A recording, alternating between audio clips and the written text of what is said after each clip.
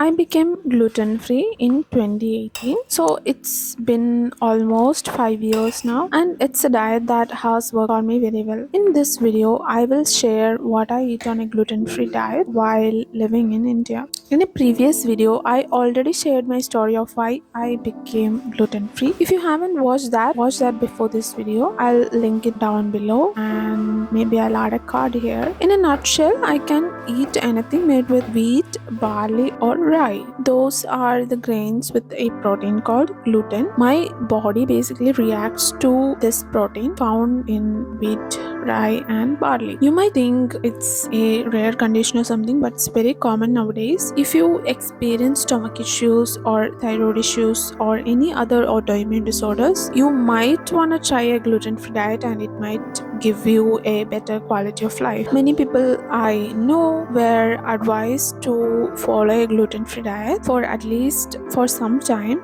but they are finding it very hard. If you're wondering what would you eat on a gluten-free diet, this video might help you because I will share almost all the meals that I eat on a daily basis. Since 2018, I learned a lot about nutrition and I have tried everything from intermittent fasting to paleo diets. I'll talk about those things in a later video maybe. In this video, we'll stick to gluten-free diet and how can we make healthy and quick meals that are gluten-free if you are gluten intolerant or if you have celiac disease. So I'm a Malayali, so growing up I ate typical Kerala meals or food like appam, idiyappam, stew, stir fries, jackfruit, yams, and all those healthy things. And I lived in the mountains, so we had a farm and we used to get fresh organic produce. Maybe that's why my gluten intolerance did not trigger during that time. But when I started eating breads and chapatis, it got triggered so quick. I wanted some simple and healthy meals. My style of cooking is definitely inspired by my mom's cooking, which is a Kerala style traditional cooking, but I tweak the recipes for my own taste and my own convenience. And I believe that's the beauty of cooking. You can customize everything and you can make your own creations. So when it comes to a gluten-free diet, you can't eat anything like bread, chapati, cookies, pastries, pasta. A lot of those instant food items are like granola. Most of the granola comes with wheat flakes, and you will have to learn how to check the ingredient list and identify which are wheat based ingredients. So the first thing that I recognized is that a carb heavy breakfast doesn't really work for me. Things like puttu, appam, dosha, etc., chutney or vegetable curry or something, it doesn't really work for me. I get that 11 a.m. crash if I eat something carb heavy like that. So my go-to meal is, we always keep eggs in the house and plantains. So my go-to breakfast is hard-boiled eggs and steamed bananas. They are so easy to make. You can cook them for like 15 minutes, 12 minutes, 12 to 15 minutes based on your preference, and you can put it on a timer and you just don't have to worry about it. So that's one of the easiest recipes that I make, and I flavor the eggs with some toppings like herb mix or sauce. I use the mild Tabasco sauce. You can use any sauce. Also, when it comes to sauces, you don't have a lot of options if you're gluten free because most sauces comes with gluten as an ingredient to give that thick creamy consistency. So you'll have to be really careful. So far, Tabasco is the best brand that I have found with no preservatives, simple ingredients, and you don't need a lot. Also, I use salt and pepper. When it comes to salt, if you have gluten problems, you might have a tendency to develop thyroid issues. So when it comes to salt, it's always better to use sea salt or something that's very little processed or rock salt. And when it comes to pepper, always buy whole peppercorns and then grind them or something, because I couldn't find a good brand of pepper powder that has the real flavor, because we used to grow peppers in my home, and when I started buying pepper powder from the supermarket, it did not taste the same. Then I realized it's not all peppers, they add fillers into it. The real flavor is kind of lost. If you want good pepper powder, grind them on your own. It's very easy. You can hit a 50 or 100 grams on a pan and you can grind them in your grinder. Then I eat a 4 or 5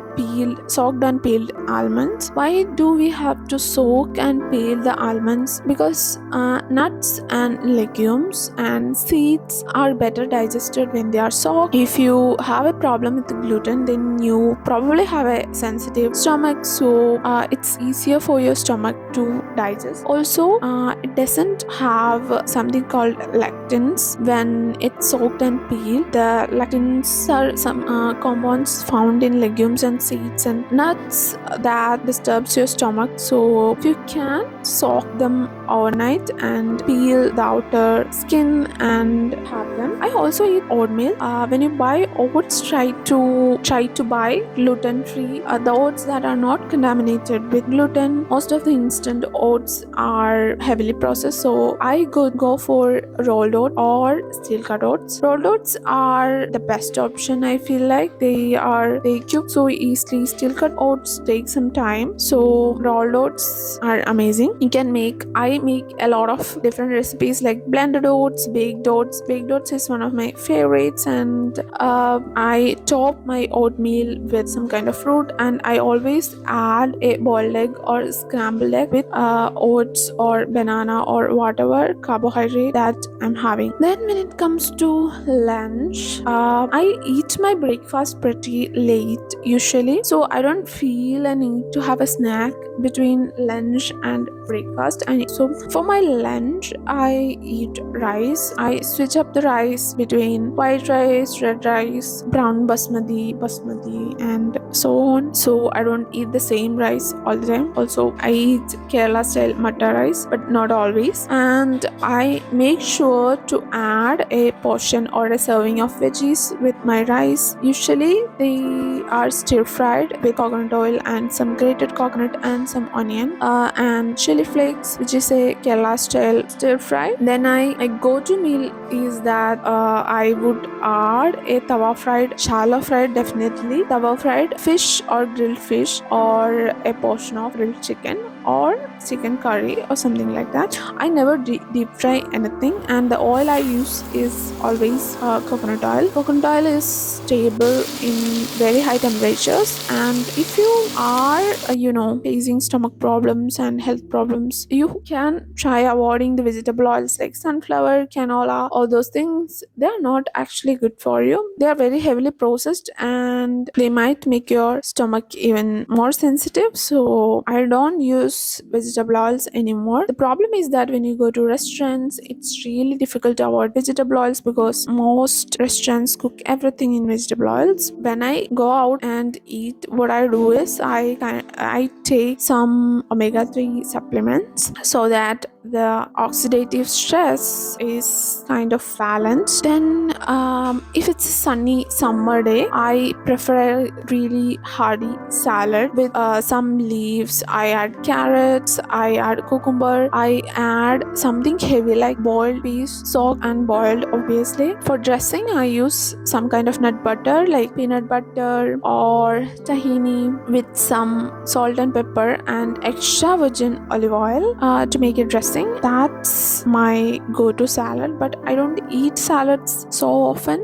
Sometimes I add something like quinoa to the salad to balance the carbs and the protein, and it fills me up. It's very satiating for me. That's all about lunch. And for dinner, it's mostly dosha, or sometimes I make put with some kind of curry, and I like herbal teas, especially chamomile in the evening. I don't consume caffeine after like 11 a.m. because I'm very caffeine sensitive. So no coffees or teas. Sometimes I have a piece of fruit when I come home because I'll be so hungry just before making dinner. Otherwise, you might go to all the junk food. And a few tips from me are that I always make sure to eat a balanced meal. On weekends, I cook most of my tawa fries, batters, dosha batters, and stir fries and things like that. While eating out, it's really difficult to avoid gluten entirely because there could be cross contamination.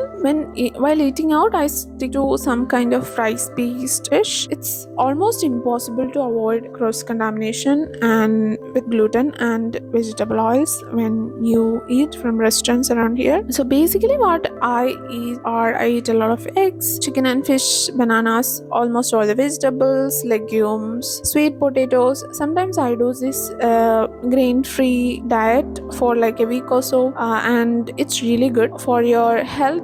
But the only carbohydrate option that I can find around here are sweet potatoes. So I grill them and I put it in a salad, and it's really filling. Then for snacks, we eat a lot of dark chocolate. It's kind of an acquired taste, but once your palate gets adjusted to eating healthy foods, it's really difficult to eat sugar.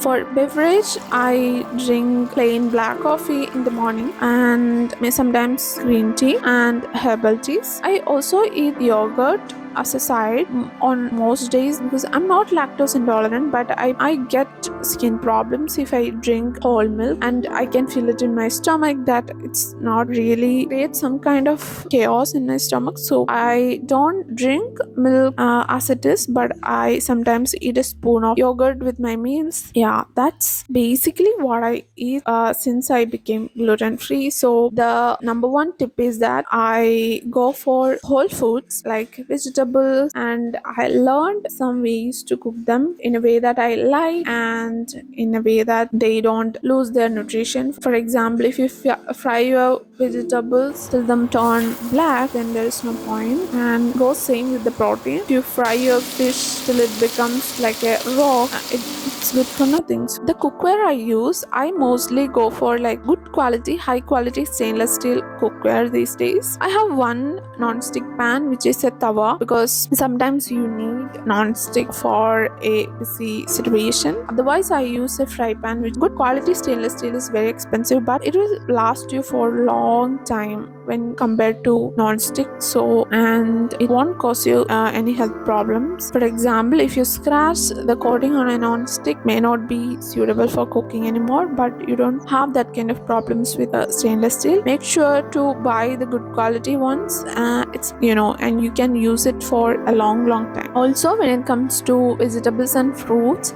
I try to switch them up occasionally. Shop for a week, so I try to buy a different kind of vegetable every week. Same goes for the fruits. I definitely prefer organic fruits and vegetables, but there's no way it's not available around here. So I go for the conventional ones and I wash them in salt water before using. If I can peel the layers, I'll peel them so that the pesticide load is less.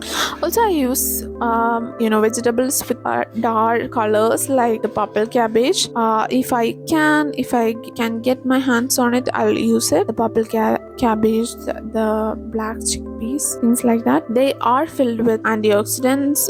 Same goes for fruits as well. Dragon fruit, mulberries, jamun, they are also filled with a lot of antioxidants. I try to mix them up, and let me tell you, since I have had upset stomach since I was a child, and after becoming gluten free and after taking care of all this, I have never felt that kind of distress in my stomach. So, and it's worth it. Maybe it's a bit difficult at first, but it's kind of an acquired taste, and once you realize that, you feel so much better and you have so much energy. You are not tired. Your energy and your blood sugar is stable most of the time. Once you realize that, it's a game changer. Also, I try to portion my meals in a way that I don't eat a lot of rice. I try to be mindful and I slow. See you in the next video. Bye.